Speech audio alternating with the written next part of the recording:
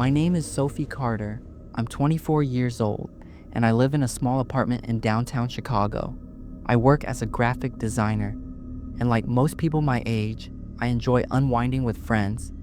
It was a Friday night, and I'd been at a friend's house party that ran later than expected. The streets were quiet when I decided to call it a night and head home around 1 a.m. It was too late for public transport, so I ordered a rideshare. A few minutes later, a dark sedan pulled up in front of me. The driver rolled down the window and said my name. "Sophie?" he asked.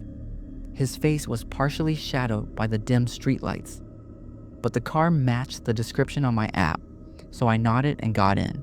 The first few minutes of the ride were uneventful. I leaned back in the seat, scrolling through my phone and trying to stay awake. The driver didn't say much, which I appreciated.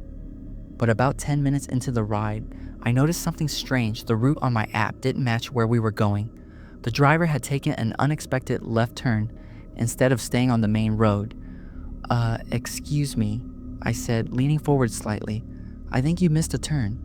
He glanced at me in the rearview mirror, his face calm but his eyes unsettling. "Oh, don't worry, this way's faster. Less traffic," he said. Traffic at this hour?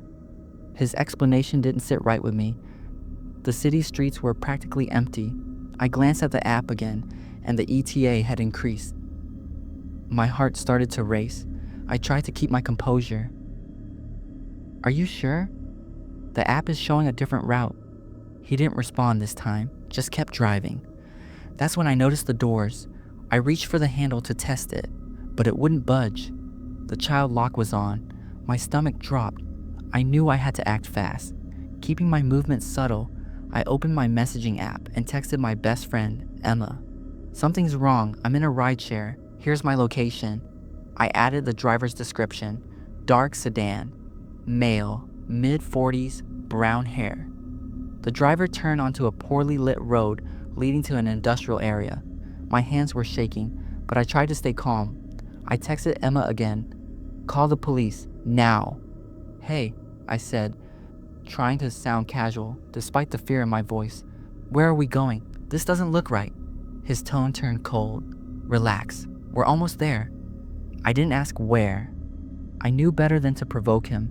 Instead, I kept my phone angled discreetly, praying Emma had seen my messages. After what felt like an eternity, red and blue lights flashed behind us. The sound of a police siren pierced the tense silence. The driver cursed under his breath, slowing the car to a stop. My heart nearly leapt out of my chest as two officers approached the vehicle, guns drawn. "Step out of the car," one of them shouted.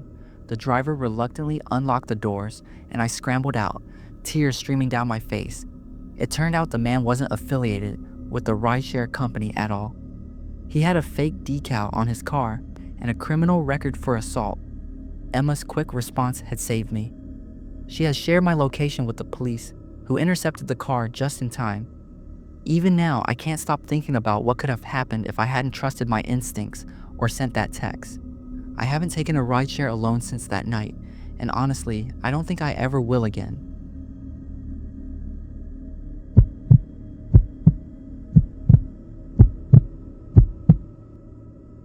My name is Josh Miller. I'm 29 years old, and I live in a small town in Pennsylvania. I work as a sales manager and often have late nights on the road due to work. I've always considered myself a good Samaritan, helping people when I can. But after what happened a few months ago, I don't think I'll ever stop to help a stranger again. It was a chilly Friday night, around 11:30 p.m. I was driving back home after visiting a client 2 towns over. The road was quiet, dark, and surrounded by dense woods. The faint hum of my car engine was the only sound keeping me company. As I rounded a bend, I saw a car parked on the shoulder, its hazard lights blinking. My headlights illuminated a young woman standing next to it, waving her arms. She looked to be in her early 20s, wearing a jacket and jeans, her face pale under the dim glow of my headlights. I hesitated for a second, but then decided to pull over. I rolled down my window slightly. "Hey, do you need help?" I asked. She nodded quickly, her voice trembling. "My car broke down. I just need a ride to the nearest gas station." Her nervous demeanor made me feel bad for her. I turned off my engine and stepped out, thinking I'd take a quick look at her car before deciding. As I walked closer, I noticed something odd. The hood of her car wasn't open, and there were no visible signs of a breakdown. That's when I heard a rustling sound behind the car. I glanced toward the woods and saw two men stepping out from the shadows. My stomach dropped. They were moving quickly. Their eyes locked on me. Panic set in. This wasn't just a stranded motorist, it was a setup. Without thinking, I turned and sprinted back to my car. My heart was pounding so hard it felt like it might burst out of my chest. The woman shouted something, but I couldn't make out the words. The men were now running after me. I fumbled with my keys as I reached the driver's side door, my hands shaking uncontrollably. Thankfully, I managed to unlock it and dive inside. I slammed the door shut and locked it just as one of the men reached the car, banging on the window with his fist. I threw the car into drive and hit the gas. My tires screeched as I sped off, leaving them behind in the dust. In the rearview mirror, I saw the woman and the two men standing in the middle of the road, watching me drive away. I didn't stop driving until I was back in my town, parked in front of the police station. I went inside and told the officers what had happened. The officer who took my statement looked grim. "You're lucky you got away," he said. "We've had reports of similar setups in the area. The woman acts like she needs help, and when someone stops, those men either rob them or worse. It's a good thing you trusted your instincts." That night, I couldn't sleep. I kept replaying the scene in my head. The woman's fake desperation, the men lurking in the woods, and how close I came to being their victim. I've always believed in helping people, but now I know there are some situations where your safety has to come first. If something feels off, it probably is. I learned that lesson the hard way, but at least I lived to tell the story.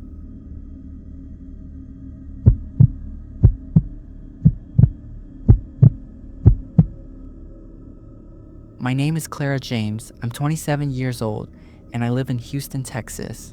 I work as a marketing assistant and often stay late at the office. Shopping after work is usually my way of unwinding, but one evening I came terrifyingly close to becoming a statistic. It was a Thursday night, around 9 p.m., when I left the mall with a few shopping bags in hand. The parking lot was eerily empty except for a few scattered cars under flickering lights. My car was parked toward the back, where it was darker. I cursed myself for not parking closer to the entrance earlier. As I approached my car, I noticed something odd. A white van was parked unusually close to the driver's side of my car. It wasn't there when I arrived, and the way it was positioned, it felt deliberate, like it was trying to block me. A wave of unease washed over me. My gut was telling me something wasn't right. Instead of heading straight to my car, I pulled out my phone and pretended to take a call. "Yeah, I'm on my way," I said loudly, walking past my car as if I hadn't noticed the van. When I reached the back of the parking lot, I turned slightly to glance at the van. The windows were tinted, but the dim light from a nearby lamp revealed the shadow of someone sitting inside. I squinted, trying to make out more details. That's when I saw it. A man holding a rag in one hand and a roll of duct tape in the other. My stomach flipped. My mind raced with possibilities, none of them good. My instincts screamed at me to get out of there. I kept walking, trying to appear calm, even though my heart was pounding in my chest. Once I was far enough away, I broke into a run and dashed back toward the mall entrance. I rushed inside and found a security guard near the front desk. Out of breath, I explained what I saw. The guard's expression turned serious, and he called for backup. Two guards followed me back outside, their flashlights cutting through the darkness. As we approached the van, the engine roared to life. The driver slammed on the gas, peeling out of the parking space so quickly that he nearly hit a row of parked cars. The van sped off into the night before the guards could get close. I stood there, shaking, as they called the police.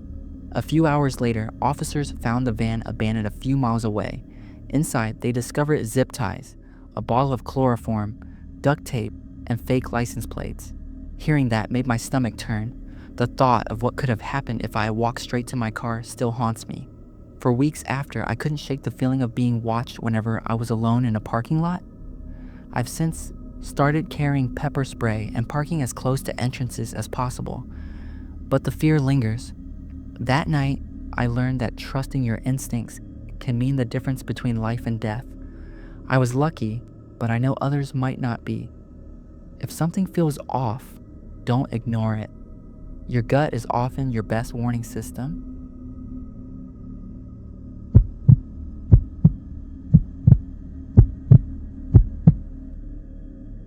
My name is Daniel Carter. I'm 31 years old and I live in Denver, Colorado. I've always loved outdoor adventures, and I recently joined a local hiking group to meet like-minded people. That's where I met Nate. He seemed friendly, a bit quiet, but easy to talk to. We bonded over our love for nature, and after a few group hikes, he invited me to a weekend getaway at his family's secluded cabin. It sounded perfect, an escape from the city, surrounded by woods and fresh air. We left early Saturday morning in Nate's truck.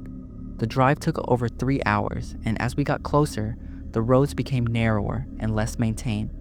By the time we arrived, the cabin was deep in the woods, far from any main road or cell phone signal. The cabin itself was underwhelming. It was small, with peeling paint and boarded up windows. Inside, there was no electricity, no running water, just a single oil lamp and an old wood-burning stove. Nate brushed it off, saying, "It's rustic, that's the charm." I smiled politely, but something about the place felt off. As the evening set in, Nate's behavior started to change. He seemed jittery, pacing around and glancing at his phone frequently, even though he told me there was no service out here. He kept asking me strange questions too, like if I had told anyone where I was going, or if I brought a GPS device. After dinner, which was just some canned soup heated on the stove, Nate said he was going to bed early. I stayed up, sitting by the dim light of the oil lamp, trying to read a book I had brought. But I couldn't focus. His odd behavior and the isolation of the cabin were getting to me. That's when I saw Nate's phone on the kitchen counter. It was unlocked. I know I shouldn't have snooped, but my gut told me something was wrong. What I found made my blood run cold. There were messages from an unknown number, conversations discussing things like disposing of the body and timing it right. One text from Nate said, "I'll handle him tonight. Everything is set." I felt my chest tighten as the words sank in. I couldn't stay here. Quietly, I grabbed my bag and car keys. I slipped out the front door as silently as I could, every creak of the old wooden floor making my heart race. My car was parked a short walk away, but in the pitch-black darkness of the woods, it felt like miles. I kept looking over my shoulder, half expecting Nate to come running after me. When I finally reached the car, I got in, locked the doors, and started it as fast as I could. I didn't stop driving until I reached the nearest town, about an hour away. At the police station, I showed them the text I had seen on Nate's phone. 2 days later, I got a call from an officer. They had arrested Nate and searched the cabin. What they found was horrifying. Bloodstains in the basement, rope, duct tape, and a list of names. Nate had been using the cabin to lure people, just like me, and I had been his next victim. That trip was supposed to be a fun getaway, but it turned into the most terrifying experience of my life. I haven't gone hiking since, and I don't know if I ever will again.